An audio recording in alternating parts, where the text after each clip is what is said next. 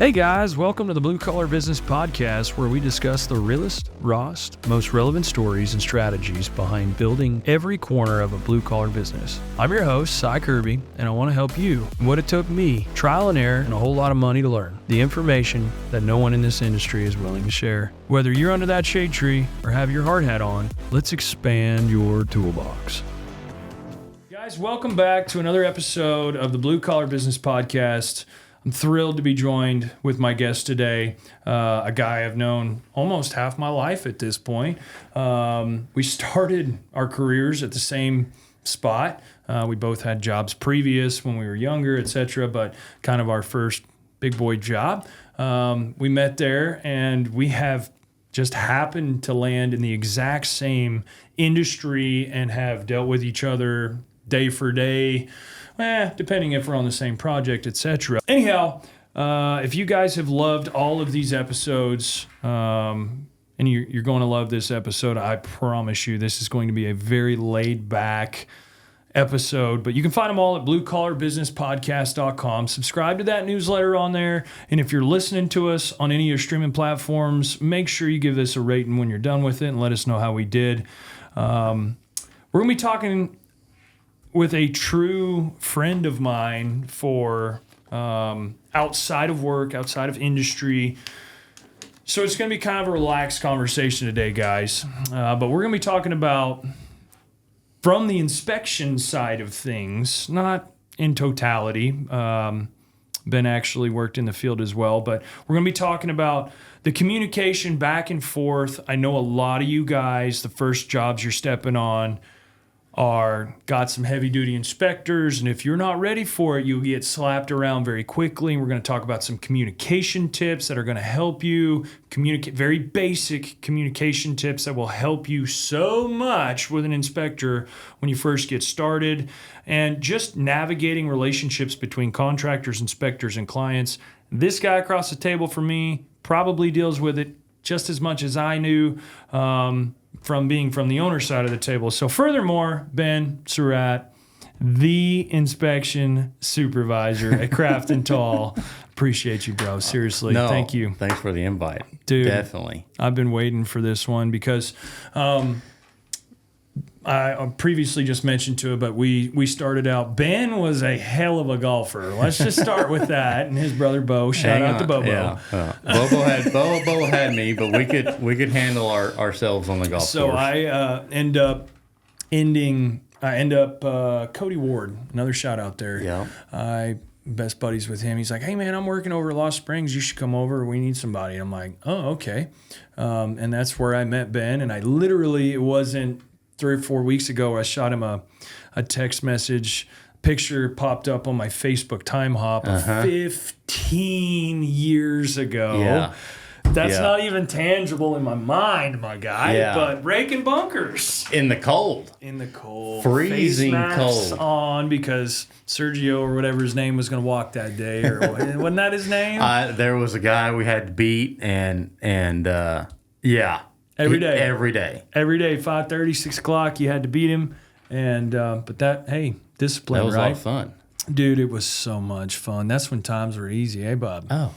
No bills. No idea. No idea how easy it was. It's so much simpler. Oh, my God. It's okay. And you've been married.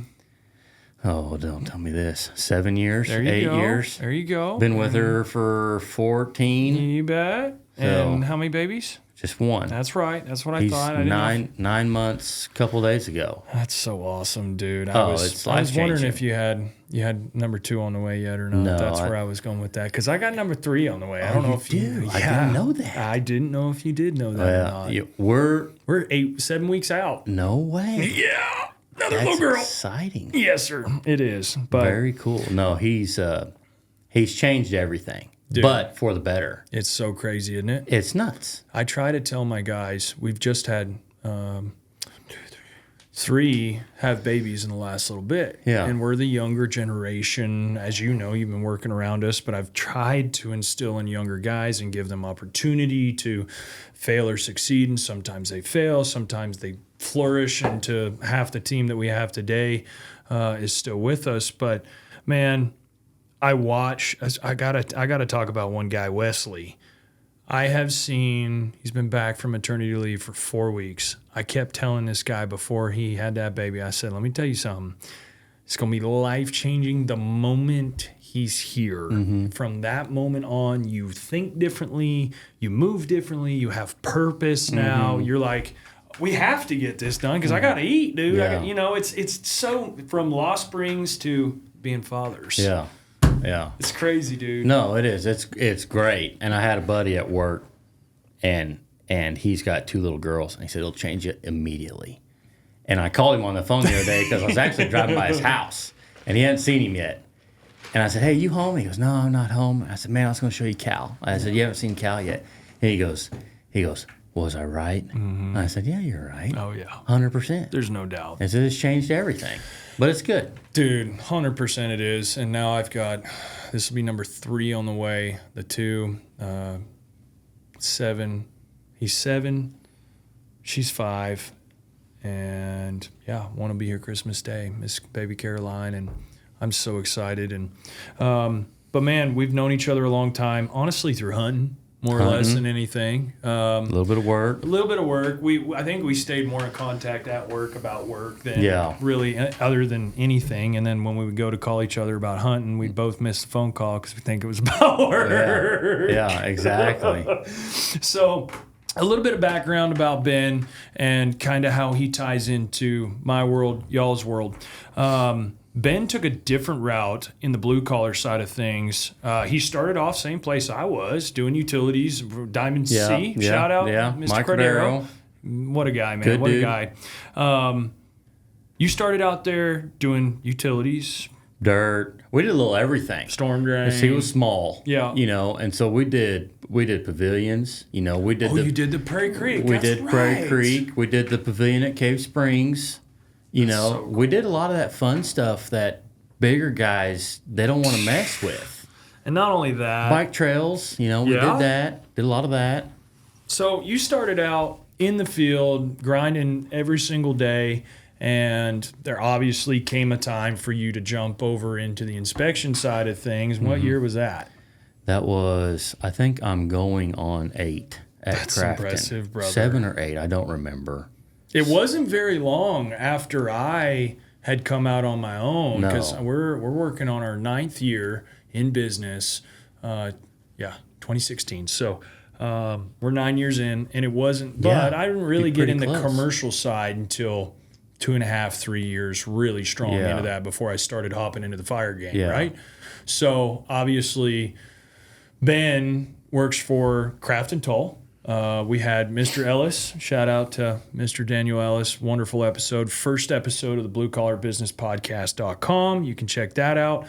But we started doing a lot of Crafton Tull work through the fire line side of things. Yeah. And we were doing, everything on the hill. Yes. Everything right here. Everything right here. I tell people that, dude. I'm so proudful. Like, the 4 buildings in Pinnacle Heights, people have no idea the amount of underground fire suppression. We did walk-ons and sawgrass and a part of Topgolf and the building we're sitting in. And like literally all the Northgate, not the first Hunt Tower, but Northgate, nor the parking garage, pretty much the whole freaking hillside. Oh, at one point, I could stand in a spot and see every job on my list. I just stand there. It's like, okay, here's, I just wait for a phone call, and I just go to whichever job I need to. Yeah. Because we had 8 or 9 going at one time up here. That's insane. I mean, the whole hill got built. If you haven't, seriously, there's a time lapse of the hillside. I know you've seen it, but guys, if you haven't, go check out Crafton Tull. I would assume it's somewhere on their social media platform, but there is a time lapse of the Pinnacle hillside here in Rogers, Arkansas that we're talking about. That is, I guess you would call it the uptown area that has been developed in the last 5 to 10 years, depending on what you want to call what started the development, but it has blown up since. Anyhow, so Ben working for Crafton Tull, the engineer draws it, okay? The civil engineer, he's got a degree of some sort, right? So he's a smart guy that tells me how to do my job. But at the same time, you got to have a guy from the engineering outfit that knows the rules of the engineer and the rules and specs of the city that we're working in, that has to adhere the contractor that they're putting the design in by the designer, civil engineer, whoever. Yeah. So that's how Ben kind of tied in. And as you guys know, Cyclone Excavation and Utilities, shout out there. We definitely do pipe and a whole lot of it. And that's how we kind of met. And that's literally leading into my first topic of, man, talk to some of these guys that were maybe in your position and obviously think inspection's a good route for anybody to take if they have a little bit of knowledge in this game. Talk about a little bit about that transition from you being in a ditch, just like me and you were 10 years ago, to where you're at now leading. How many guys you got? We've got 7, including myself. So you got 6 guys, and not only are you answering for those 6 guys, you're answering the phone from those 6 guys all day long about probably 5 to 10 projects apiece, you would assume. A dozen. Exactly. Yeah. And that's a lot of plans to have up. But talk about how'd you get here, man. You know, shout out to the guys on the team. They're awesome. They are awesome. They, pat ourselves on the back. I think we got a good group. I don't hear a lot about troubles with any of them, and I don't get a lot of phone calls about a lot of it. A lot of it stems from, hey, did you hear in Springdale we're doing this? Hey, you're in favor. Because things change, things mold. But no, I mean, I did 5 years with Mike, enjoyed all of it, loved running equipment, miss running equipment. Don't miss long weeks or hot or cold days. But we did several Crafton Tull jobs in a row when Mike kind of handed me the keys to a backhoe and some concrete guys, and he said, hey, go build a trail. And that was like, he's like, cut my teeth. Yep. Here's your numbers. That's the way to do it, man. Here's your rock number. Here's your concrete number. Wow. Here's your survey number. Get after it. We got it staked. And, I built a 1.5 mile trail with some guys. And what's happened was the engineer that actually hired me, Bill Burnett, shout out to him, super good dude. He was my inspector for some reason. So I got to be a good relationship with him. Well, that's a really good key there, too, straight with the engineer. I mean, oh, yeah. And every day, 8 a.m., pour concrete, 90 days in a row, all summer long. So me and Bill are, eating biscuits, cutting it up every morning. And so me and Bill got real good buddies, good dude. Rotate that into the next fall, we do another Bill Burnett project, me and Rome. And it's over on Bentonville off of Rainbow, and we're doing a drainage, a ditch paving, and a precast bridge layout. And did that one with him. Did a lot of communication with him, and it just come down to I had the right connections, worked hard. People saw, showing up, saw good work, and when the time came, Bill called me one day. I was actually leaving Mike's. And he goes, hey, I got a job for you. And he goes, yeah, you want to be an inspector? I said, I don't have the experience for that. Right. That's 8 years ago. Yeah. And I said, no. He said, you're good. He said, we got some older guys. They'll train you. I said, we need somebody that's going to hang out for a while. Yeah. I said, okay. I said, so we started talking, and I remember. Here we are. You called me, and you were like, man, I'm kind of thinking about this. And I'm like, I think you absolutely should do it, Ben. I mean, I think don't get me wrong, you're probably making more money back then, 8 years ago. You're probably making more money pulling overtime and doing stuff like that. You're pulling overtime. I get it. Family time's a lot to me and you. And it's so funny, not to just cut you off in your story there, but to jump on that train. It's funny in the blue collar market. It's you got to find what drives that human being to success. Is it more family time? Yeah. Hey, work Monday through Thursday. I don't care about overtime. Get it done. You can have Friday off. Yeah. Dude, I'd make some things happen. Heck yeah. Is it money? Is it the whole kit and caboodle of I want as much money every single week on my paycheck as I possibly can, and I want to hit you for every hour, keep as much work in front of me. And it's those two types of drivers. I was in the same bucket as you, bro, is that I loved working, don't get me wrong, but I put my 50 hours in and I want to go to the house. Yeah. Like 5 tenors is good enough for me. Yeah. And of course, if you want to be any better at your job. You're spending a little bit of time at home prepping stuff for the next day, especially pouring concrete every single day. Oh yeah. It's a lot on a feller. So, but continue, man. No, and we built that relationship. I built that relationship with Bill and got to know him, and he gave me that phone call, and like I said, I'd called you, I'd talked to the wife and a handful of others, and everybody thought it was a great opportunity, and I went ahead and took it, and I'm glad I did because it's opened up a lot of doors, and knowing new people and getting into different positions, and getting to a delegator position, which is good and bad. It sucks. Because instead of my 12 jobs, I try to keep tab on our 100 jobs. So if Daniel calls me, hey, who's got this? Yep. I can tell him who it is. Yep. And I'm got a generalized understanding of it's a water job, and what do you mean you're asking me about sewer on it? Yeah. And then I'll take the guys to eat every other week, and we'll whose job's a hare's nest right now. Yeah. And so we'll break it down, and then Daniel comes in. He goes, "What the heck's going on out there?" I said, "Well, that's whose job." Yep. We talked about it at lunch. They got a plan. We'll get it figured out. That's really smart about you, Ben. And so it's it's one of those deals. It's like covering that wide of a spectrum. And like I said, I'm going to give the guys a shout out. They do great, and I rarely have to handle a whole lot of anything. That's so awesome. They do good. They do a good job. They know the deal. They know the spec. They know what's expected. And so it's pretty simple. Yeah. But and I have a lot of guys in the field. They'll say, "How'd you get your job? What school did you go to?" I said, "I quit school." "What do you mean quit school?" I quit college. I hated college. "Well, how do you got your job?" I said, "Well, I did 5 years in the field, which ain't a lot. It's a lot, though, if you're good at it. But worked hard, got to know the right people, and they noticed. Yeah. And they gave me an opportunity."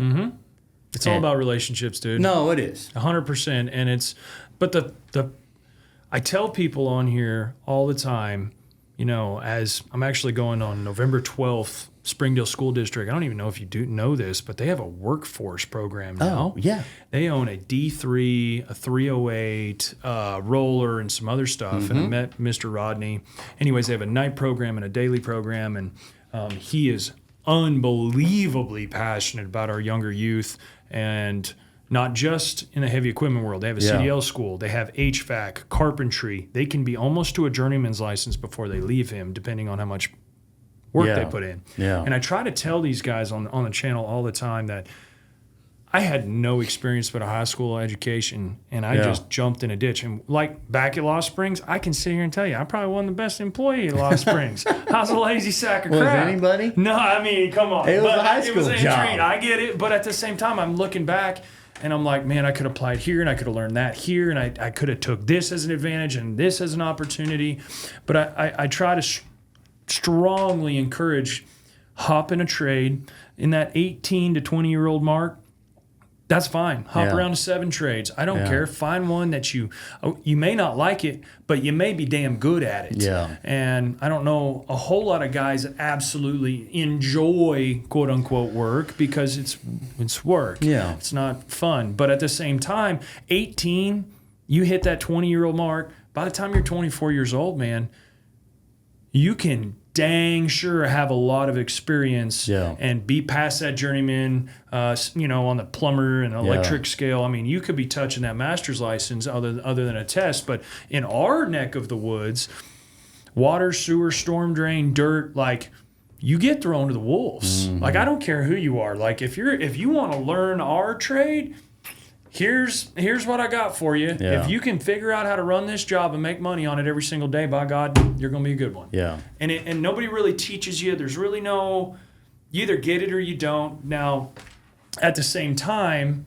spend that time between 18, 20 years old, jumping around a few trades. Again, you may love sitting on a machine, but you may be terrible at it and can't keep a job. Yeah. But you may grasp the concept of electricity way better than I do, because that crap is airplanes to me. Yeah. And I can make water and sewer flow in any direction you point, but trying to get a light switch to work, what I'm trying to get at is you might be 18, 19 years old and walk in and understand a schematic of a house very easily. Now, is it the most fun roping houses? No. But you can probably be making $25 an hour by the time you're 21, 22 years old. Well, and that's when I quit school.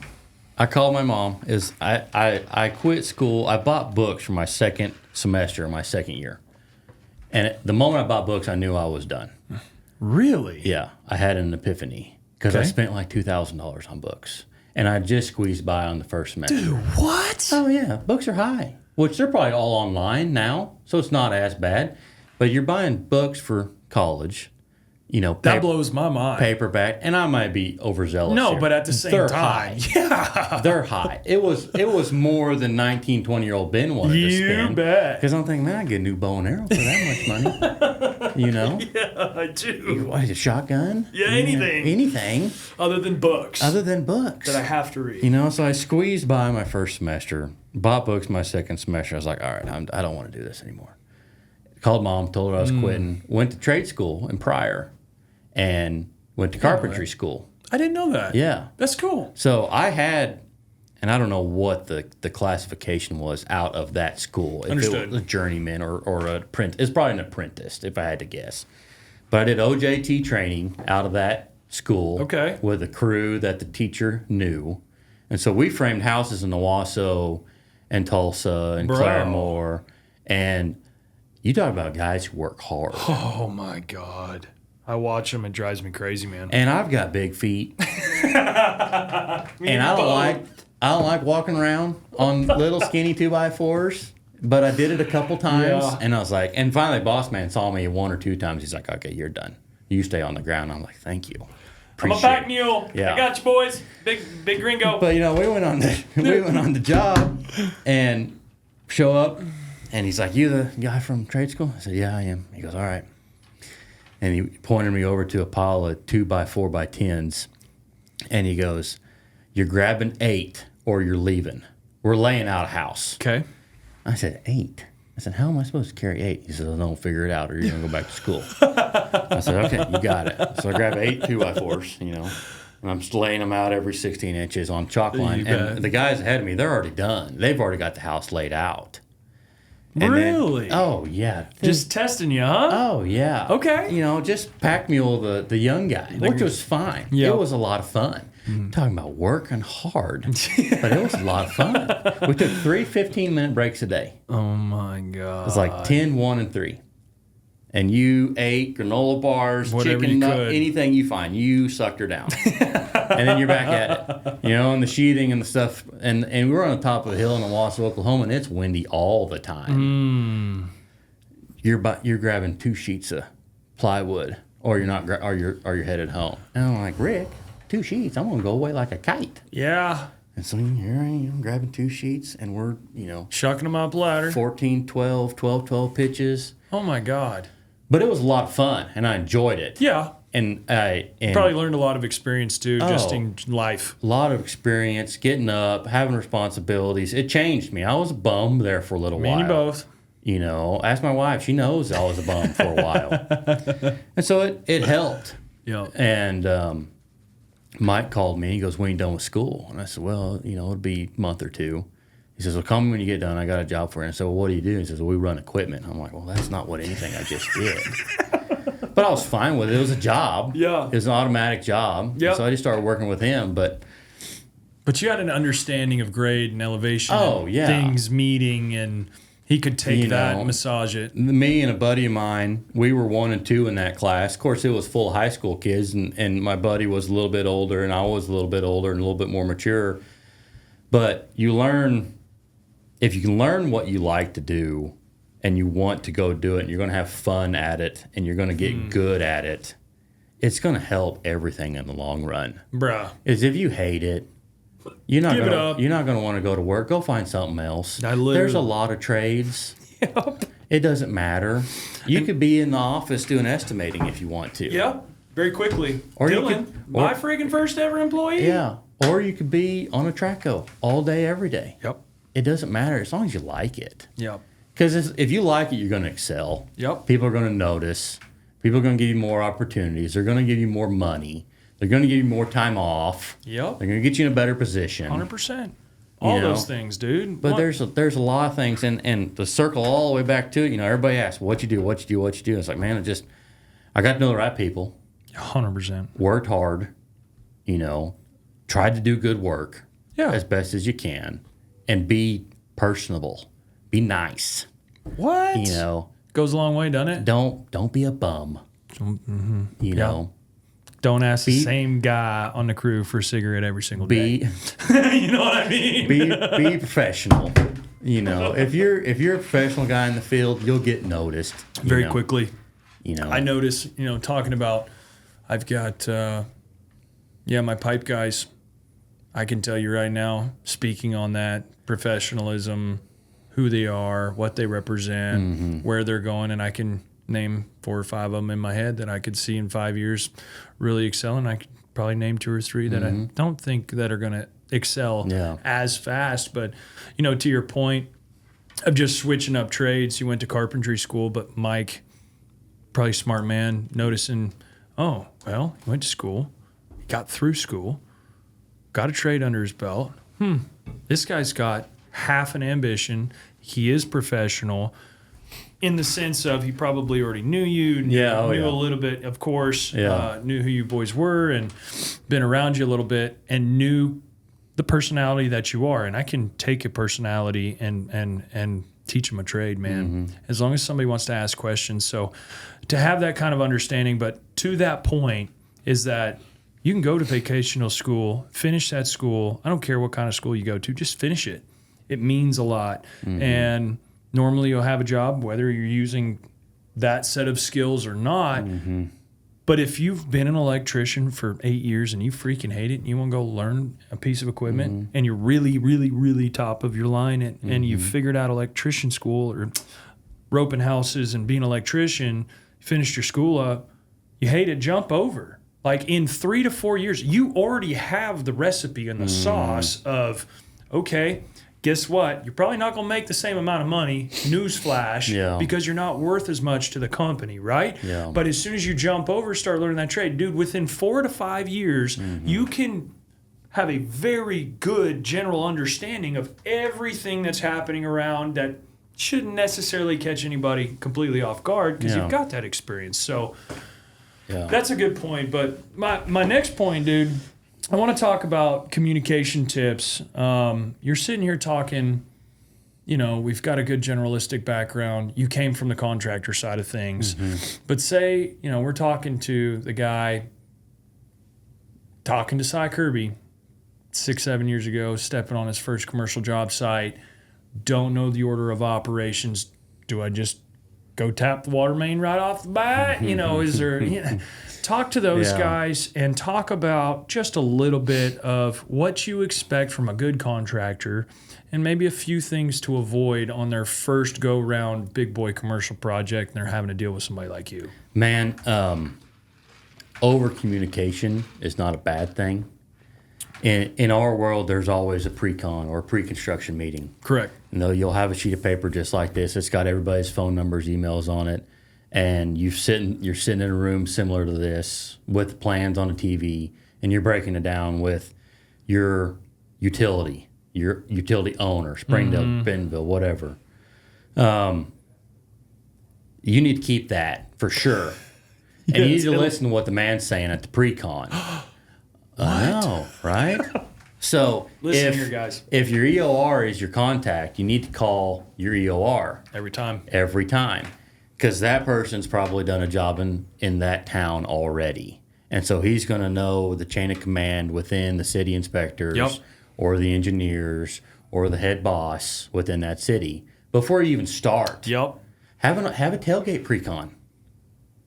It's amazing, dude, what they'll do. Get a set of plans. I'm old school. I have printed plans in my truck.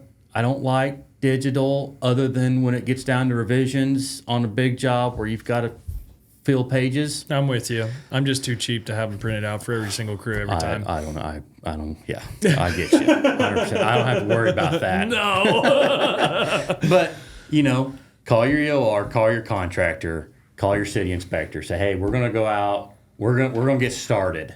Let's meet at 9 o'clock. Let's pop the tailgate. let's get a small game plan of what we want to do and the steps we got to do. Well, okay, first thing we got to do is we got to run this stretch of water. Great. Find it, make sure it's in the right spot, shoot it, make sure it's at the right elevation, and then I gotta stop you. Shoot it to make sure it's at the right elevation. He's talking about the existing water main, boys and girls. Okay, it could have changed. Let me just pop somebody's cherry here. Contractors shall verify. It is on every single set of prints in North America that I have ever seen when you're doing a water tie-in, et cetera, unless somebody has done some pre-engineered studies. Do not expect that water main to be whatever it is on that print. I have been known to, here in the last little bit, especially if I know the water, say we're sticking a hydrant in as you know, this place has been going vertical. Yes. Spacing has been getting extremely tight. Yes. So we'll go in and I'll send 2 guys over there on kind of a rainy day, obviously not kill production, but I'll go over, hey, spot dig that freaking water main. Make sure give me a shot on it, make sure it's in the right spot, and make sure it's the right freaking type of pipe that's on the prints. Yeah. You know, it's that simple. So continue, sorry. Get a shot on your pipe. Yep. And then it's like, okay, everything's great. We're not going to T-bone anything when we take off. We don't have to worry about verticals. Everything looks to be like it's going to be okay. And then from there, it's like, hang your saddle, test it, get it pre-tested, get it pretty. Talk about it, though. Talk about that. Who do you call during that test? Your engineer record. Okay. Call your engineer record. He's going to have your contact for the city utility, their inspector. So we'd call them, set it up, email, however it works within that town. Mm-hmm. Say, all right, Si, I got you tomorrow, 9:30, ready to rock. Yep, I'll be ready to rock, no problem. Yep. Show up, me and the EOR, your city inspector will show up. We'll test it to their spec. The city will either tap it or witness the tap. Yep. And rock and roll. Take off. Pour your thrust block. Make sure you're 3 foot from your bells. That'd be cool. Before you hang your saddle and test it and do all that. Man, you're dropping some knowledge now. I don't know how many times we've hung a saddle and you got a wall of dirt here and a wall of dirt here and your saddle's right here. And we test it. And the city comes out and they say, you got 3 foot of clearance, and you get a hot shot. And you're doing this and you go, tink, tink. Crap. Yep. And you got to slide that saddle. I got to tell you, just to hop on a few topics there that you brought up, over communication with your engineer. As soon as you, from the pre-cons, get a shot, you don't have to write the name and numbers down. You got a phone in your pocket. Jump out, grab a picture of it, and then spend the time putting those numbers in your phone. Yeah. And guess what? A phone call. Well, he didn't answer the phone. Well, people are busy. You just heard Ben. He's sitting here talking about he's got 6 different guys, 12 different jobs. One could be a freaking nightmare, need everybody's attention one day. The next day it may be. Just what I'm trying to get at is give them a call before you start. Number 1, introduce yourself. Hey guys, I'm Si Kirby with Icon Excavation. Mm-hmm. I know you guys probably haven't heard of me before, but we got awarded this restaurant job over here, fixing to start this water and sewer. Would you guys mind meeting me? Mm-hmm. That right there is everything. If you want to, because Ben, this is probably where you wouldn't feel as much where the contractor's been, but we're sitting here going, well, I can't let anybody know that I'm new. That's how you're thinking. You're just like, oh my God, because if I do, they might say this or they might feel that way, and they're going to tell. And that's what you're nervous about. And I'm like, I am here to tell you guys, I still to this day, when I don't know something, I pick up the phone and go, hey, bub, I ain't got a freaking clue what I'm talking about here. Yeah. Got an understanding? What do you think? And that may be from accounting to putting something in the ground that I know very well how to do. So don't feel that feeling from the contractor side, you guys sitting there listening to that. Well, but I know that engineer, and that engineer kind of knows me from family. Well, guess what? Show him what you can do by over-communicating every step of the process, and Go past that phone call is what I'm trying to get at. You ring Ben for the first time. Ben don't know who the crap you are. So I'm sitting here trying to get a hold of Ben. I may have called him 2 or 3 times, and he's had 80 phone calls that day. Shot him a text message. Hey, Ben, this is Cy with Cycon. I just wanted to let you know I'm trying to get a hold of you to maybe meet you over here to get this water line started. That right there goes, oh, this guy's not trying to snake me right off the bat, because there is also that line in the sand too, between good and bad contractors that you've got to watch out for as the engineer representative, because you've got your good guys that you trust. You know how things are. You ain't got to worry about them sticking a saddle right next to a bell and trying to cover it up on you, or some silly thing that's going to get you both freaking in trouble. And there's that line between the engineer and the installer. If you guys go check out the first episode, I'm telling you, it'd be very insightful to this conversation leading up to this episode. Daniel Ellis, bluecollarbusinesspodcast.com. Check that out. But literally, the engineers are feeling like, okay, this installer is going to try and cut a corner and try and screw me some way, and he's got to sit here and make sure I do my job. And that sets up a terrible run job. The contractor's going to lose money. The engineer's trying to make sure he's got all his T's dotted. It's a fight from the get-go. But if you freaking just make a phone call and go, hey, brother, this is where I'm at. I don't know what I'm doing. I've never even worked in this town. You ever had any experience over there? It's easy. It really is. And we get started on whatever job, and it's everything's smoothly. He's calling about everything. He's calling before he backfills his pipe because he wants it to look at. You bet. He's forming up his thrust blocks. He's making them pretty. Pretty thrust blocks, man. Aesthetics go a long way, bud. We stamp ours. That's cool. I like that. I've never seen it, but I like it. Yeah. I don't know how many times I've seen guys put a big old slobbery hunk of concrete behind the fitting. Brian Turner. and I'm like,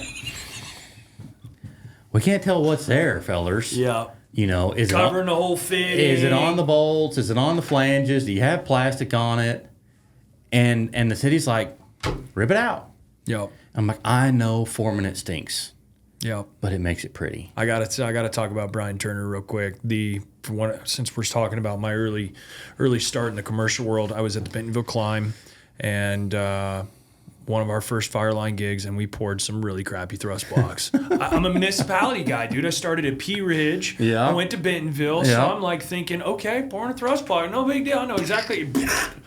And he hit the roof of that building and made me rip every one of them out. But I'll never forget, from that day forward, I have either formed. Now, don't get me wrong. Do we still pour an occasional crap one? Sure. Absolutely. It happens on every job. We got 7 inches of rain the last 4 days. You go pour one today, it's gonna stink. You bet. And so with those tight working conditions, but literally taking the time, and to contractors are like, well, what's a pretty thrust block? Go look at the detail. In those details, and I know I'm breaking this down even more elementary, but literally I didn't know what a detail was until I was a year in this commercial game. I just knew how to sling water line. You know what I mean? I knew what the print was. I knew how to read the print.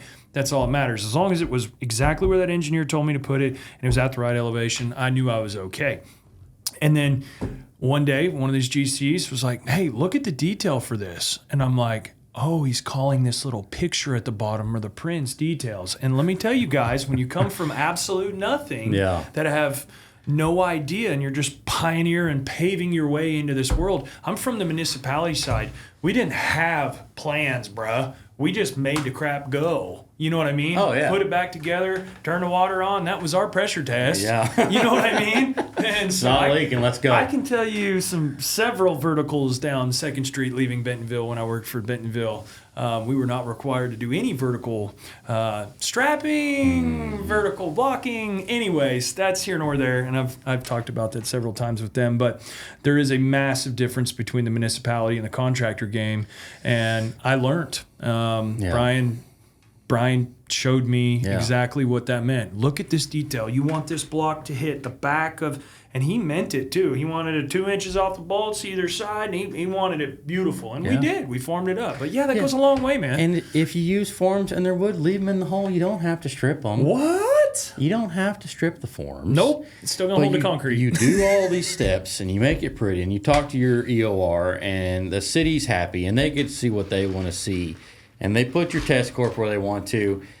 The next time I take my guys out to lunch, I'm like, hey, there's some new guys in town. Yep. Si and his boys, they're not bad. Yep. You know, that's all it takes. We did 150 foot of water line. We talked every day. If I couldn't make it, he sent me pictures. Yep. You know, he left it open. He fenced it off. We tested it, chlorinated it. We rock and rolled. I really like them guys. And that's all it takes is you go into the table and then with your 5 guys, and then one of those inspectors gets onto another job that they're fighting tooth and nail and go. And that GC looks at the inspector and goes, do you know anybody that can come over here and do it? I cannot tell you how many times that happened. Not saying that Crafton Tull recommended me or any engineer recommended me in any sense of a format there, but just in the regard of being communicative, doing a good job, working hard, and delivering a good quality product speaks more volume than I think anybody even understand. Well, I did not. And we have massive clients building hundreds of houses every single day out of Crafton Tull. Yep. And they call Allie, Taylor, Libby, Daniel, every day, Morgan, the team, everybody up there who's working, drawing stuff. Like, hey, we need a new person to put on the bid sheet. Who's new? Who's good?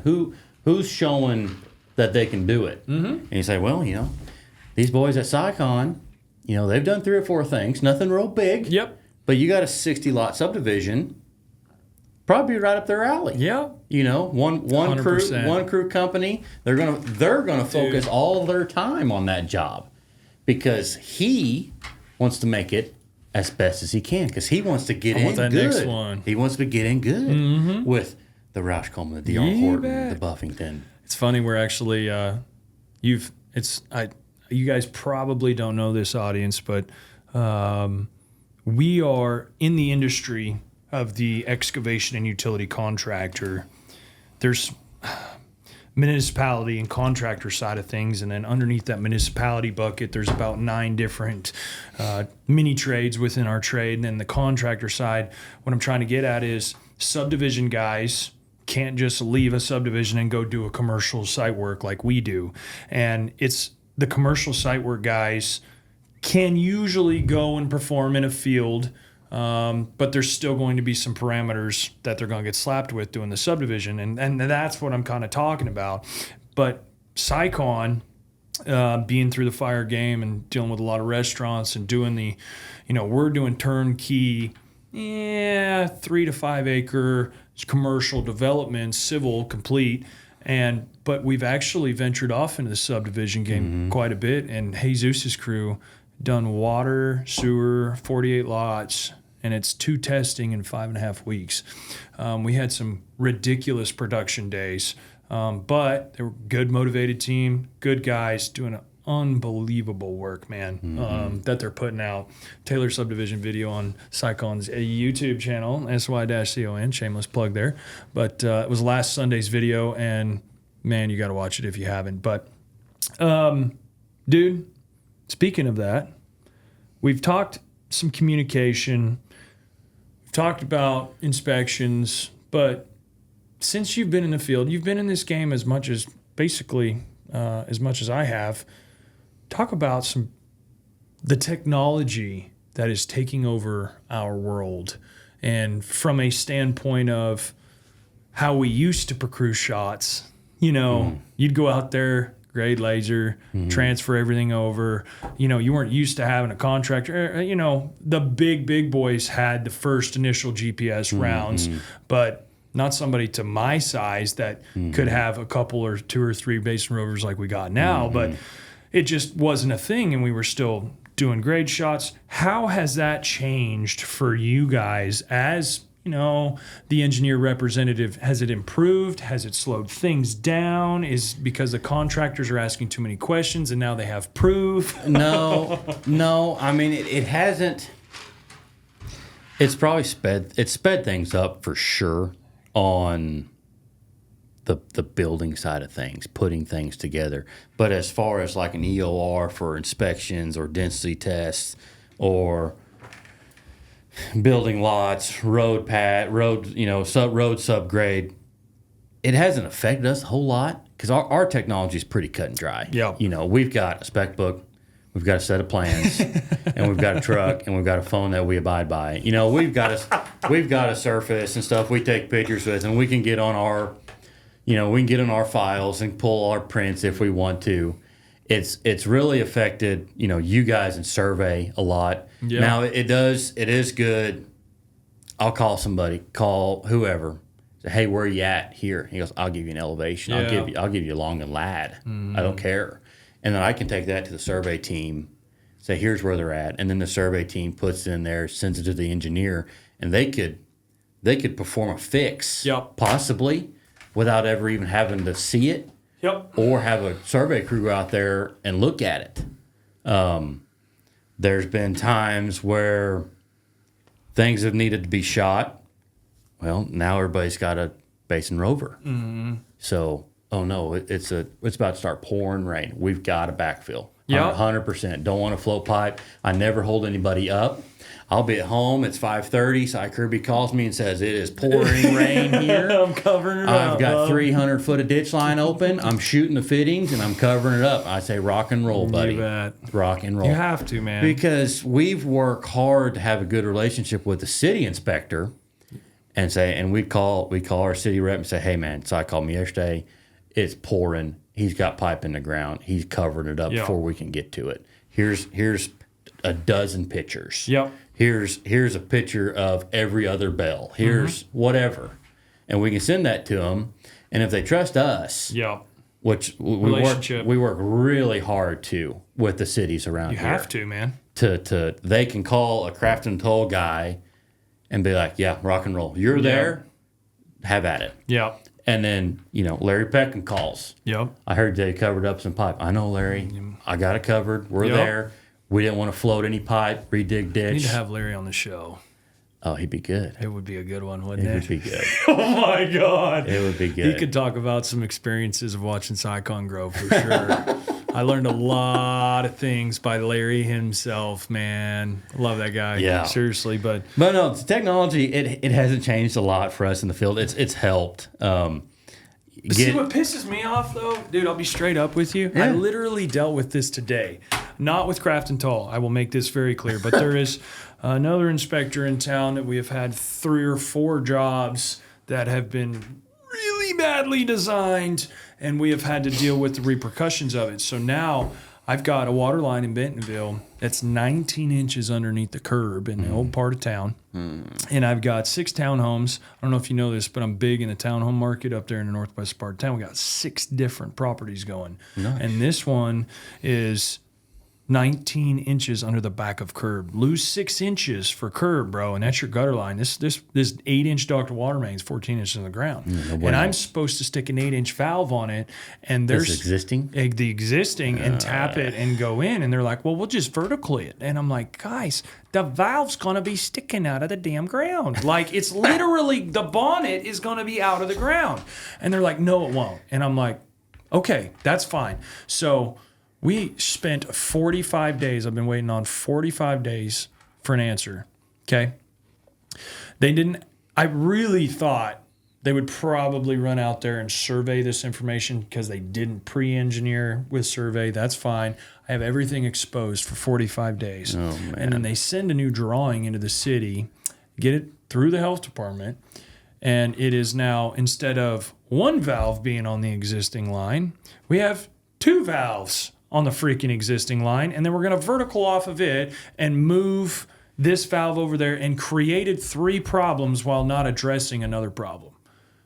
And so literally today, this morning, I was on the phone with this ownership team. There's a couple of them involved.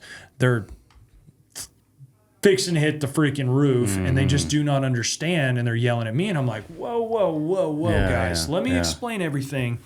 I said, I have shots on that existing line that I took Monday. I had the guys run out there because I wanted to make sure the plans that you guys are looking at is exactly what's represented in the field. And I go out there, And the curb line is misrepresented by like almost 3 feet. And they're showing that they have 4 foot of cover on this existing line by the time it's final grade. And it's curb and existing road, bro. It's not like it's out here where we can build some cover in the entrance. It's not moving. So what makes me so mad in this technology conversation, yes, the contractor has a basin rover. But now I have been asked to, during this 45-day period of time, the engineer not one time went out and took shots on this situation. And now it's up to the installer because he's getting his freaking ass kicked by the ownership and just absolutely punched in the face every time he turns around. Oh, and by the way, I've got an expense clock running on the project that I'm losing money while getting yelled at for nothing I can control. Yeah. But now I have to take it in my hands. So I run out there, get the boys to spot dig it again for like the 3rd time, and take shots on everything, procure all the data, and hand it back to my owners and go, you can do with that whatever you wish. Yeah. And that's so frustrating for me as an installer because it's like, don't get me wrong, Ben, hey man, will you give me a shot on that or this or that? Or hey, do you really need that laid out? You got back a curb? I get all that. I totally get that. I'm not asking for a steak. Yeah. But if you're in the middle of a change order situation that affects the contractor's relationship to the ownership level, and I'm only a freaking installer per what the engineer designs, how... Now I'm going to give the data information to the engineer to draw with, and then the owner now is happy because I'm moving. But guess what? What happens when I install something off the shots that I was given and Jesus hit the wrong button and got the wrong shot that day? Well, now it's all Sycon's responsibility, and the engineer goes, well, I didn't procure the shots. I'm sorry. But now I have to look at the owner, and I cannot tell you. That's the other side of that conversation I wanted to hit is like, watch that line between contractors, of course, suggesting, I'll help. Yeah. And this is more at the ownership operations hat speaking, you know what I mean? Yeah. But it's that divvied up line that we're so close. If there's money that's going to be exchanged, and normally in our conversations, it's never cheap. It's $10,000, $50,000 between that range for any type of piping change order by the time you dig it down, install it, and bury it. Yeah. And so now it's putting me in a conversation that I'm controlling, but at the same time, I've got to give my information up because I can't legally draw and design what I think is going to work. Yeah, oh my God, dude. It's not how we would handle it. I understand. I know for a fact it wouldn't be. If there's a shallow existing water line and you run into it in old parts of towns, you run into AC, you run into shallow. Sycon spots it. Hey Ben, this thing's 19 inches to the top. We're gonna do it. The saddle's gonna be sticking out of the ground in the curb. Literally. I say, perfect. Stop. Don't do anything. Expose it. Where we need to. Call the guys in the office, get a red line drawing, send it to the engineer, send it to the survey crew, say, hey, I need these shots taken. This existing line's not 4 feet. We have a problem. Yeah. And it's not anybody's fault. Nope. It's just an old line. The 100%, and the fault is to be put on the city who inspected it and put it in the ground, whether it was contractor or whatever, the fault would lie there. But if it's city accepted and it's already past that, good luck fighting the fight. I mean, this certain entity literally told the ownership, no, we're not cost sharing any of this. This is, for your project. It's just for 6 little old townhomes, whether he's doing 5 other projects or not. But yeah, man. And let me talk to you contractors for just a second while Ben just said that. Now, Ben's saying, yeah, we'll get the survey team out there, but it's going to take a couple of days, guys. They can't just jump out there. That's where contractors, where I'll flip the switch on us just a little bit, is that we're sitting here going, well, I don't have time to wait for 3 days. I've got machines and labor and well, that's the toss-up. If you want to just keep pushing, you place the liability on yourself when you procure those shots and hand the data in. Now, now I get it. Relationship, just like the situation I was talking about, puts me in an incredibly bad position because I don't want to tell my customer no. No, of course. He writes a freaking check. But at the same time, I'm sitting here going, hey, look, I'm really screwing myself by doing this, and you're going to have to pay me twice if I screw this up, and I need you to understand this in written format, email preferably, and discuss this. But if you're going to take the shots for your speed to keep you moving, that's totally fine. But you need to have it in writing so everybody understands. Talk with the owner if you're dealing with the ownership level. Hey, look, I'm going to procure this for the engineers. Survey's going to be like a week. You're going to look like a stud, but you need to understand that you're potentially screwing yourself too, and you accept the liability when you move forward doing that. Yeah. In the certain situation I was talking, what was I supposed to do? No, now just be a dick and go, well, that engineer, we've been waiting on the engineer for 45 days. So you're already waiting. Exactly. I've got to kind of step up to the plate and understand that. Well, and if they're not there to help resolve a problem, what are you supposed to do? I don't know, man. And Crafton, we won't design a fix if it's not our shot. Good. Because that was probably a costly mistake somebody learned from. And I don't know, it just, we want our survey guys to do the shot, and then that data will get sent to the engineer, and then the engineer calls me, and we have a red line session. Yep. And it's like, what can we do? Can we move this curb? Can we make it parallel parking instead of perpendicular parking? And we can do short stem wall.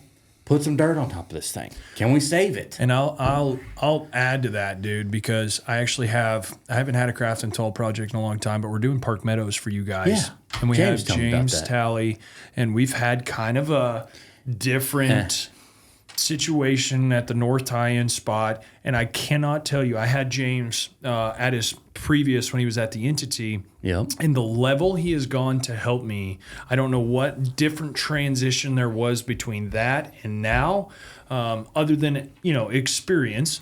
But that gentleman on this job has been unbelievable about getting back to the engineer. Total flip of the script from 3 or 4 years ago when I dealt with him previously. And I've had him other times since then, but this project especially, dude, every single question coming from not my saltiest superintendent, it's just a little different in the jargon. Hey, Ben, I've got this water line. Here's my elevation.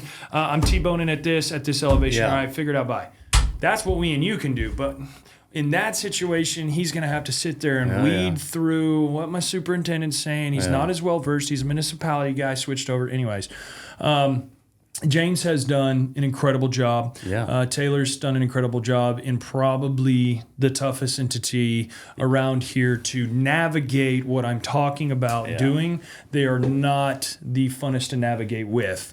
And I think they're learning from that eventually. I mean, And I was gonna speak to this. Go ahead. They all our entities. What is there? There's 4 big ones, pretty much up here right now. Depending on what you're doing, Depending on what you're doing, and it's like I have contractors call me, I have owners call me, and they complain about the timeline. They complain about the process.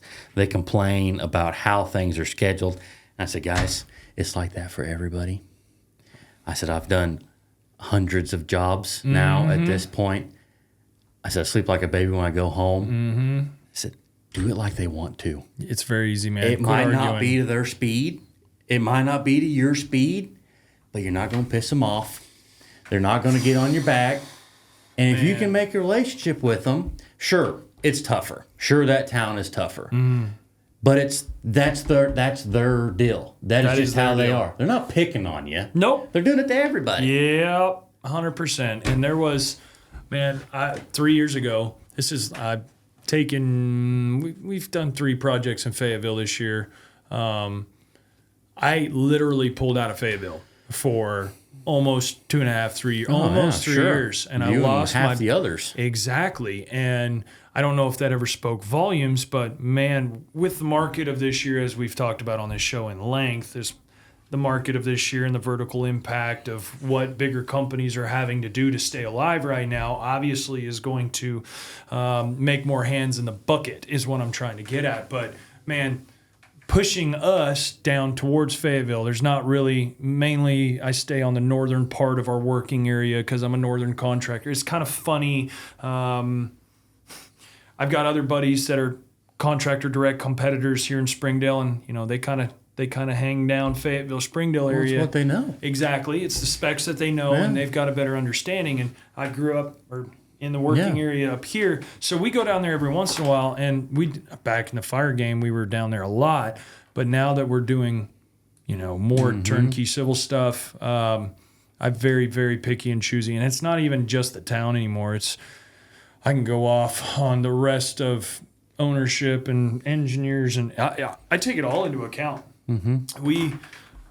Our sales side, I've got 2 guys up there that literally handle nothing but pre-contract and getting opportunities and taking opportunities. But we have something called a go, no-go matrix. And we have sales opportunities, and then we have another sheet with our bid opportunities. Sales opportunities are different than bid opportunities. Sales opportunities, we weigh in who's a contractor. GC. When I'm talking about that. Who's running it? Or are we dealing with the ownership? Yeah. Who's the engineer? Because I promise you, there's some engineers that I just will not work with anymore because it costs me so much money. And then I lose a client over it because they build resentment towards a civil installer, although had nothing to do with the install part of the things. It was the design that the installer was. Either way. Yeah. But long story short there, my guy. We can talk about engineers and contractors, I think, literally all day. But Ben is on the right track of you're in a tough entity. Everybody hates it. Nobody wants to work there. Nobody can make money there. If you can do a couple of jobs and figure out how they actually want it, you're going to make more money than a lot of guys around town. And just keep that in mind, but goes back to over communicating and document what you do during the day. If you talk to that inspector and you talk to your engineer inspector, follow up with an email. Over communicate, not just from the phone standpoint, because nobody cares about verbal communication. They don't hang up in court. Now, if you have it in writing that, hey, Ben, I backfilled this just per our conversation. I do it all the time. I have to nowadays. Oh, yeah. Hey, per our conversation, Ben, I went ahead and backfilled this. Not only save your butt, save my butt, and just CYA there. But it's gotten a lot more common nowadays, I think, especially up until 2024. But it's contractors have called me and they'll put a line item depending on the engineer or the city, because they know the difficulties of going to that entity, going to that utility. If it's not something they know, like, oh, well, we're going south. We don't know it. It's a little harder. It's just their process. Yep. It always has been. And I've got buddies down there that I've worked with on different construction companies. And they'll roll through a Fayetteville project like it's nothing. Right. Because they've done it. Yeah. They know, they know the step. It's harder. It also goes back to, you said it 3 or 4 times talking about thrust blocks. Have them nice and pretty and aesthetically looking. Once you figure out what that inspector, those tough inspectors are actually looking and wanting to see as they walk up to the hole, it's a lot easier to provide. Yeah. And ask them, hey, is this what you want to see? I can't tell you how many times they walk away after a failed inspection. Hey, I just want some clarification. Yeah. This is what you want to see? I'll make it happen. I just want to make sure this is clear and communicated as to what you want to see. And then I'll follow it up with an email. Save your butt. And I didn't do a lot of that early on in the years, and I learned monetarily experience very quickly, The quicker your city inspector or your EOR gets back to his truck and drives off your job, the better off you are. So you make it clean, pretty, easy, neat, ready to go. Take a picture. On to the next one. Those guys are headed out. Yep. They're going to do a paperwork. They're going to do this. They're going to, city boys, they're running 20, 30, 40 jobs. We're running 10 to 12. Yeah. They want to go to the next one. Yep. They don't want to stand there and razz you about ugly thrust blocks. Nope. Just be done with it. And then the next job's going to be that much easier. And then you call them and you say, hey, man, it's about to rain. I've got thrust blocks poured. You want pictures? What do they look like? Well, they look like the last ones you looked at. Great. Send me pictures. You bet. Cover them up. You bet. Or it rains and you're never going to see them again. Yep.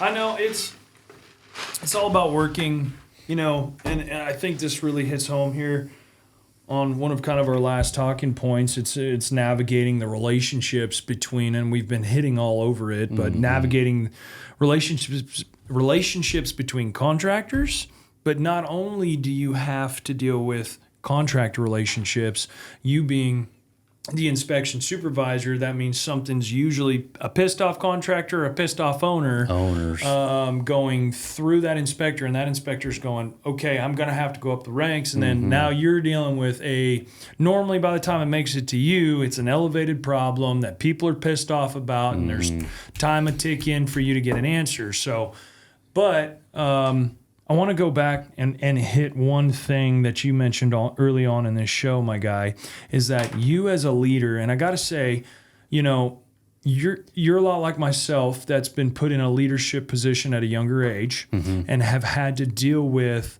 older gentlemen who usually have a little bit more experience than us as we come through our 20s. Sure. And navigating that, but grabbing those gentlemen and showing them a new way to do things. Hey guys, every 2 weeks, we're going to eat lunch. We're going to sit down. We're going to talk about all the bad ones. Maybe a good guy, good job, that's going great. Cool, we can add that. But I want to hear about the fire's nest. Number one, that's setting you up to go back in on Monday, have a little talk with the designers and maybe go above them on a certain issue and get answers quicker and have the actual knowledge rather than, okay, here's a problem, drag that said person in here, let's air it out for everybody to see. So you're going above, that's such a great leadership principle, is having those mini meetings. Yeah, the guys love it, helps morale because you buy them lunch every two weeks, but they don't even understand what they're doing for the whole system moving and the whole ecosystem that you're right smack dab in the middle of. Oh, yeah. And so navigating, with your guys and those inspectors, I just wanted to give you a little kudos, Sarah, as being a younger leader, because, man, it's hard. It really is, because you're always questioned. You're always doubted upon.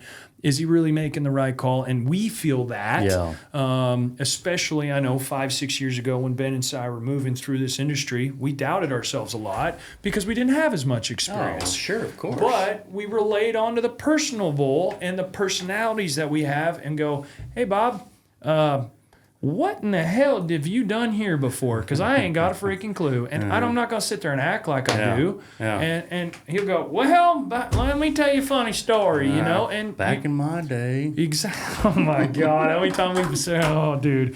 Back in my day, you weren't even in diapers yet, son. But I want to hear a little bit from your position, man. Taking from the civil construction project, navigating owners and clients.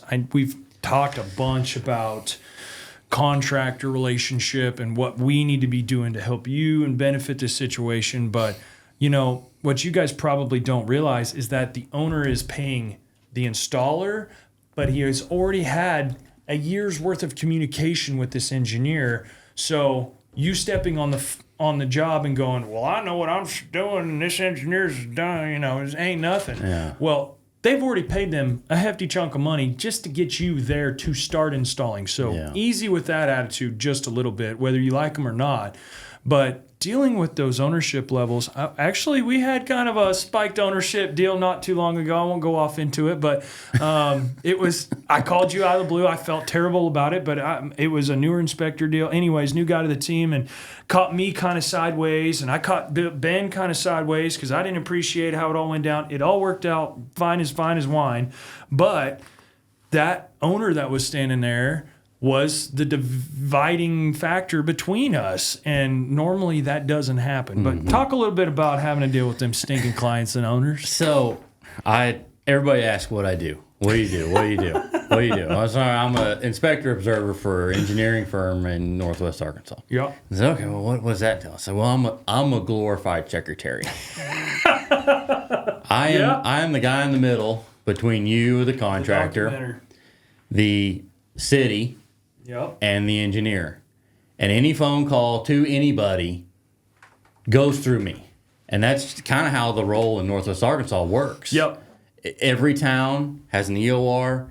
The engineer hires EORs because they don't want the traffic. They don't want the traffic on their phones. Yep. They already have traffic. Yep. They don't have the time. And so they hire people like us who can read plans, who know how to put stuff together, who's been there before. And we catch it all. We catch the mad owner who's mad at the entity because they only do finals on Tuesday. It's like, buddy, I don't know what to tell you. It's like, I'm sorry you're from Texas. You know, it's just how it is. And I got to talk to those guys and said, it'll be fine. Yeah. It's going to be okay. Yeah. We'll get through it. And the owners, we train them. This is how it works in Northwest Arkansas. The cities are very involved with the closeout of their projects. They want to be involved. Yes. Very involved. Yes, they do. All the way to the very, very end. Some of them a lot more than others, guys. Yeah. And so we're in the middle of this engineer city owner. And we're getting all the phone calls. We're getting all the mad phone calls. We're getting the track out on the road. City calls. Hey, tracking out on the road. Will you call those guys? Yep, great. I'll call them. Call the contractor. Hey, you're tracking out on the road. They're going to shut you down. You better get a broom on it. Clean it up. Freaking Mercedes just ran through it. Now it's got red shit all the way down its car. You know, and everybody's freaking out. Yep. And that's Northwest Arkansas. It rains. We have red rocky clay. Yeah. Up here. I don't think a lot of people actually in the country that's probably listening, man. We have a lot of guys that listen from Canada. From being obviously from Canada. Yeah. I'm actually going to have a guy, one of the Canadian contractors, on here next month. But I don't think a lot of people understand the kind of dirt we deal with here. It's a little different for Select Fill. It's this red dirt, Arkansas red dirt, right out of the mountains. It sits on the ledges of these compacted limestone and sandstone ledges, and we take it and we basically build it to a compaction rating of 95%. But when it rains, ladies and gentlemen, sticks to oh my everything. God, your boots are Orange. literally, and they weigh six extra pounds a piece, and it's not fun, and it tracks out. I mean, you can pull a freaking pickup through just the tiniest little puddle, and you're tracking red dirt for a mile. It is a pain in the ass. And then you get a phone call from the band and go, hey man, so-and-so called me over there, and man, they're real pissed off about how you need to get that cleaned up right now. Have a good evening. You know? And you got to deal with it right now. Yeah, you got to do it now because we got too many nice cars driving down the road. Yeah, man. But we'll do that, and then we'll have the city engineer call, say, hey, my guy, his inspector, saw a problem. Let me get privy to it. And he calls me, hey, what's going on? So then I've got to get in a loop with the city engineer, city inspector, take that back to our engineer, figure out what's going on, and then take that to you. Yeah, all right, here's what we can do to fix it. You know, and it's constant. I don't think people understand the mental, especially, I think, with these stinking phones, man, everybody can get a right now answer, can get it right now. And not even 15, 20 years ago, back before the cell phone age really come on strong. Could you imagine working back then, bro? Pagers. Mike told me about the pagers day. They would get a page, and they'd have to go find a payphone to call the number on the page. And it's like, what? And see, I grew up in a city. Yeah. I grew up in Toronto. So it's funny you say pagers. I had a little pager when I was 6, 7 years old, but I rode my bike all over this part of the city, you know what I mean? Yeah. And my mom needed me anyways. But I think about that often, is that these phones, everybody's right now. I want an answer right now. It doesn't matter who it's got to go through. I want it right freaking now. And especially when you're dealing with these owners of these 80, 50, $40 million projects, at the same time, you feel obliged to give it to them because they're spending all this money, and you want to give it. We want to give it to them. Yeah, you're conscious of that. Yeah, you're aware he's building 7 apartment buildings. That's right. And he's rented stuff out. That's right. And so, a lot of our role would be guessing how far out they are, talking with the owners, talking with the contractor, talking with the builder. How far out are you from you being done? Yeah. Because we have a month's worth of paperwork close out to get C of O's. And so then I go to Allie, and I go to the team, and I go to Taylor. I say, hey, we're getting close. These guys have leasing happening now. Oh, wow. And so it's going to hit the fan if we're not there. So we've got to get started. get your record drawings up front, understand the process of the construction, know where it's at. That way you can go back to your team and say, hey, we're almost done. Yep. This apartment job's been sitting for 2 years. They've been building for 2 years. We've had water and sewer. You've been sitting on water and sewer, and you haven't had a maintenance bond on it because the project hasn't closed. I'm so ready.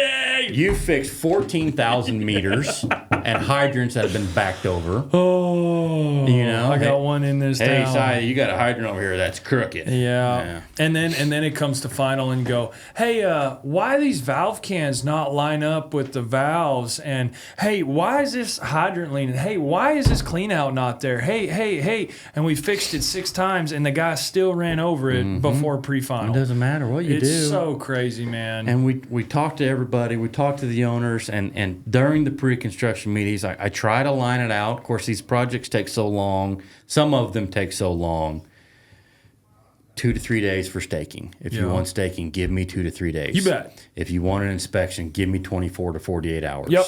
Don't call me and say, hey, man, where you at? That's not how the world works. We got to do a test now. And I was like, dude, I'll call our city inspector, but he's not going to do it now.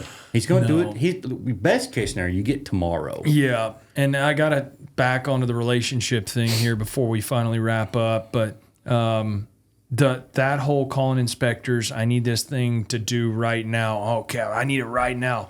It doesn't happen very often. No. But if you do work well with these engineers and you have a great relationship and you do what you tell them you're going to do behind their back, in front of their eyes, all of it together, and they can trust what you're doing, you can only imagine the things that you can get pulled off. Oh, yeah, for sure. If you're a good contractor, you do what you say you're going to do, because I promise you there's many times I can call Peckham, Ponder, boys over, I can call them all and hey, this is where I'm at. Some of them will meet me with some different reservations. Some of, the stuff I've pulled off has been crazy just by having a good relationship. And I just got off the phone with Larry before walking in here, and we're pushing pipe through a casing under 71, sewer on grade, and the boys want to start. They want to push their pipe so they can backfill their bore pit and get everything cleaned up, which I totally understand. It's a safety thing. Yes. Everything of that nature. And Larry said, give all the guys a call. If nobody has time and you're there, rock and roll. You bet. But it's taken years to get to that point, to get to that point with the entity, to where somebody can call me or one of our guys and say, y'all know what you're doing. Yep. You take your pictures. You know the spec.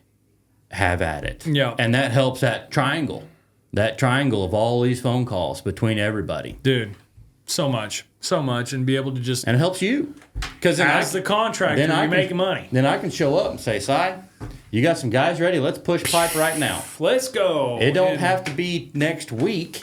Yep. Which is their next first opening. Oh, my Lord. But it just comes down to, man, you got to have that relationship. You got to be trustworthy and professional. I've been taught, dude. I cannot. And I got to say, Ben's an active listener here on the Blue Collar Business Podcast, and he's heard me probably talk about relationships. And it's not all about relationships, and it's not everything. I should probably quit saying that.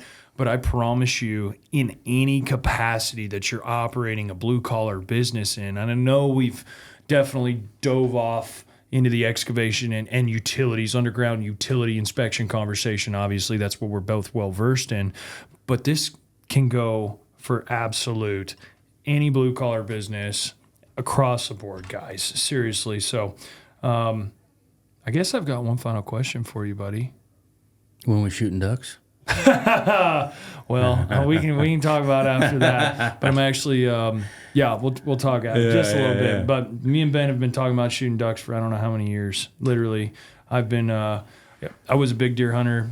Just to throw this little piece in here, I can't even say a big deer hunter. Ben and Bo were big deer hunters and had a little stout on TV, a little stint on TV there small, for a little bit. TV camera deal. Still, man, you guys were the big deals back then. We thought we were. We thought we were. Let's just say that. Man, y'all killed a bunch of deer, but from then I got introed into shooting a greenhead, and man, I lost every bit of interest. Now I actually can say I've been in a deer stand more this year than I have in probably 8 or 9 years. Well, you got a little boy. It's 120 yards in the front yard. You haven't even been to my place yet, have you? No, I haven't. Bro, you're all the way on that side of the county. I mean, it's like we're opposite crossing the pond, county, you know. But anyway.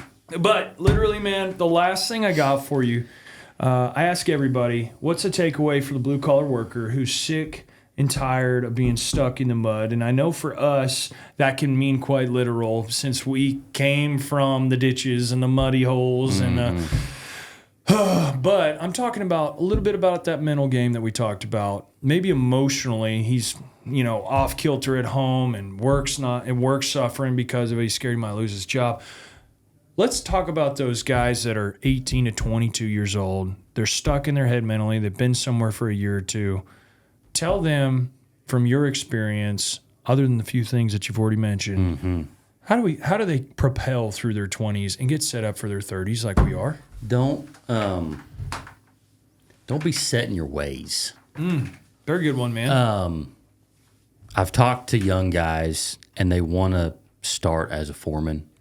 They want to start as a superintendent. They don't want to go in the ditch. But if, like we've said, you go in the ditch, you work hard, you're professional, you show some enthusiasm, you show some progress, you learn the job. Retain information. You retain it. You're going to climb pretty quick. There's a lot of open holes in this industry. 100%, buddy. I don't know how many times I've been offered a job from a contractor, or how many times I've had contractors call me and want to know guys to hire. Do you know anybody hiring? I've done it. Do you know anybody hiring? You know anybody hiring? I need truck drivers. You know anybody over there? Yeah, you know anybody. But don't be moldable. If you hate being in the ditch, you hate laying pipe, okay, go do something else. Go get out of the ditch, go get out of the pipe. Go talk to the framer who's on the job. He'll give you a job that tomorrow. Day. I guarantee it. 100%, buddy. It might be picking up trash. Yep. Pick up trash. But it wasn't what you were doing. In 4 years, when I quit college, I went 5 years with Mike, and within 2 to 3 years, I was making more money than my mother was as a 30-year teacher with a master's degree. That's so sad. And it's great. Fantastic for you. Terrible for Mama Bear there because of course. Well, teachers are severely underpaid anyway, 100%. And that's a whole nother conversation. Yeah, it is.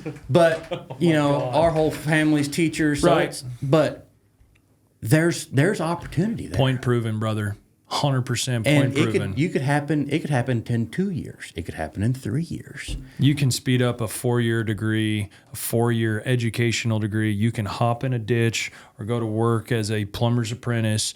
Or I know Bobby Boer pours beautiful manholes and storm boxes, and he's always begging for that one guy that retains just a little bit of information about how to put a manhole together and a box together. If you're 19, if you're 20, if you're 21, and you can work hard and you can be professional and you can learn it, and by the time you're 25, sky's the limit. He's probably going to give you a truck to drive. 100%.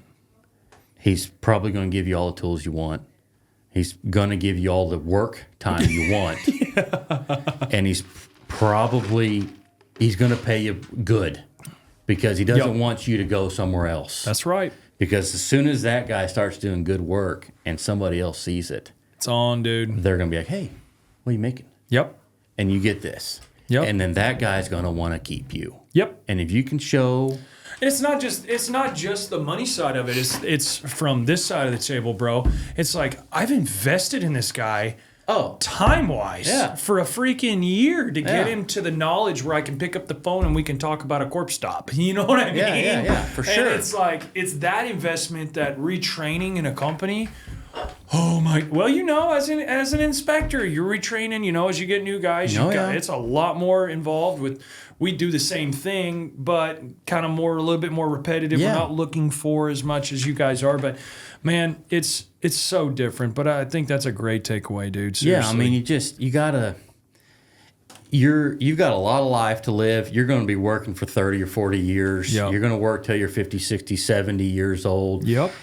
By the time you're 25, if you can get to a foreman superintendent role, you're going to have less time in the ditch. There's going to be crappy days. Yeah. Somebody's going to call and say, you're going to have to run a track-o. You bet. Enjoy it. Yes. Enjoy running the track-o.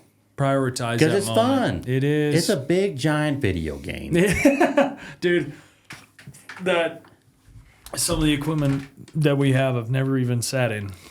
And that beautiful iMachine You dozer. just write that monthly check, It's huh? bad, bro. But the days that I get to go sit in a machine, Turn podcast on. Turn music on. I just sit there. Load trucks. I'll load trucks and get me on a dozer and give me some area. Yeah. I'll do whatever. Just give me 3 or 4 hours. Yeah. But it's funny. Anytime I get in a low boy or I get away and run a machine for 3 or 4 hours Yeah. or doing something, everybody's calling me to try and get me out because normally by the time 3 to 4 hours has transpired and I haven't Yeah. had nobody, I've got some thoughts and and we're going to change this and we're going to do that. D up front. Yeah. She'll give me crap about, hey, don't be in that truck all day. And we need to be changing everything around here. Yeah. You know? It's But just I mean, crazy, I think that that's entrepreneur just mindset. that's the best thing. And I know guys within that I've worked for with other companies who they've started doing layout. They did layout on curb, and they got tossed into a crappy job. Yep. And they said, man, we need help. You're new. Let's rock and roll. And you take it by the reins. Yep. And you have at it, and your boss is going to see it. Every and time. I've seen guys, good friends of mine, and they'll climb the ladder in 4 or 5 years. He's got a truck to drive. Yep. He doesn't get dirty anymore. Making 50, 60, 70K a year. or more. Or more with benefits. With benefits. Yeah. And you can pick and choose. You're helping pick and choose what jobs you're working on. Yeah. You're helping the bidding process. You're visiting sites before you bid them. Yep. And then you've got the guys underneath you that you're training. You're taking the lunch. You're keeping the camaraderie up. Morale. And Yep. the morale and the hoop hoop hurrah. And, and it's just like, it can be done. If you're 19 and you start in a trade, if you run a tractor on Grandpa's farm, You bet. throwing square bells, They don't got many farm kids anymore, bud. I know, but there's still some around. We keep putting subdivisions in their way. There's guys that don't want to go to school. No. And I've talked. I went to Gentry they had like a trade program. Yep. And Mom got me in on it. That's awesome. And talked to some high school kids. Like, I know some of you guys don't want to go to school. And the farm's not going to pay for it because farms barely pay for themselves. 100%. But if you've run a backhoe before on the farm, go and talk to somebody. I'm so excited, man. November 12th. It is, if you guys don't know, it's November 6th. So me and Ben are sitting here hooping, hurrahing after yesterday for sure. Not to go too far there in the weeds, but we're rather happy in the construction industry and interest rates are definitely going to come down.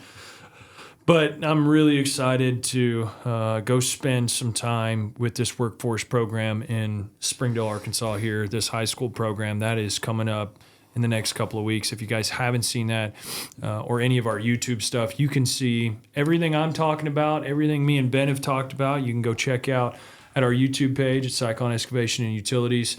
But if you have enjoyed this hour and a half longer episode We're getting today. close. Yeah, a little longer episode. If you've enjoyed it, there is plenty more at the bluecollarbusinesspodcast.com. If you know of somebody that you may think would be a good fit for me to sit and talk in the show, it could be remote, could be here in the studio. You can go again, bluecollarbusinesspodcast.com. Contact. There's a contact form that you'll reach the team at podcastvideos.com here at the studio, and we can maybe get you vetted and get you on the show. So, number one, Ben, thank you so much, dude. Seriously, there's a lot of folks that think this podcast is a little silly, but you have been a number one supporter, and I really appreciate you. I'm intrigued. I like it. It's crazy, you know. And I was going to tell you before we wrapped up, I'm in town. You need a hole fill. You want to talk about hunting and fishing one day?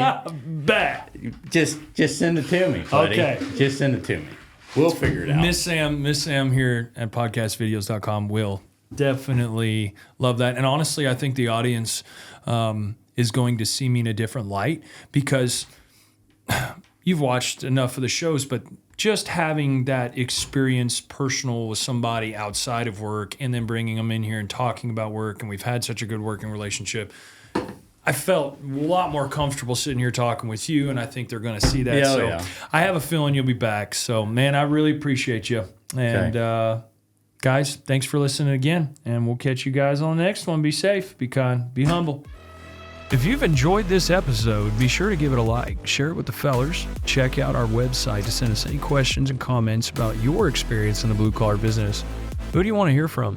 Send them our way, and we'll do our best to answer any questions you may have. Till next time, guys.